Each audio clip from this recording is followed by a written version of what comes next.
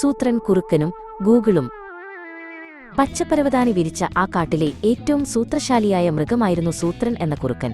തനിക്ക് അറിയാത്തതായി ഒന്നുമില്ല എന്നായിരുന്നു അവന്റെ ഭാവം.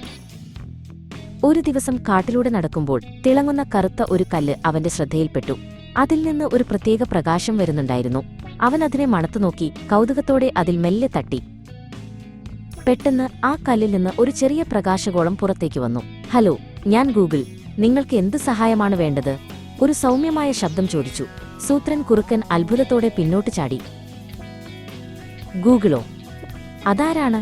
ഈ കാട്ടിലെ ഏറ്റവും ബുദ്ധിമാൻ ഞാനാണ്, സൂത്രൻ അഹങ്കാരത്തോടെ പറഞ്ഞു. എങ്കിൽ ഞാൻ നിന്നെ പരീക്ഷിക്കാം.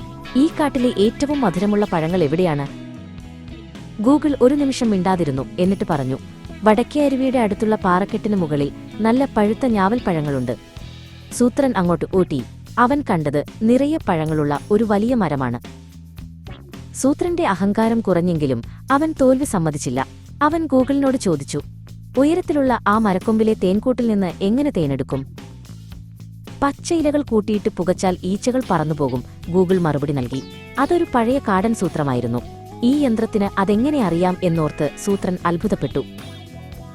ശരി, ഇതെന്റെ അവസാനത്തെ ചോദ്യം, സൂത്രൻ പറഞ്ഞു. അപ്പുറത്തുള്ള കർഷകന്റെ കോഴിക്കൂട്ടിൽ നിന്ന് ഒരു കോഴിയെ എങ്ങനെ മോഷ്ടിക്കാം? അവന്റെ കണ്ണുകളിൽ കുസൃതി നിറഞ്ഞു. ഗൂഗിൾ പറഞ്ഞു, മോഷ്ടിക്കുന്നത് നല്ല ശീലമല്ല. അത് നിങ്ങളെ അപകടത്തിലാക്കും. അതിലും നല്ലത് ഈ പുഴയിൽ ധാരാളം മീനുകളുണ്ട്. അവയെ പിടിക്കാൻ ഞാൻ സഹായിക്കാം. സൂത്രൻ ഒരു നിമിഷം ചിന്തിച്ചു. ഗൂഗിൾ പറഞ്ഞതായിരുന്നു ശരി.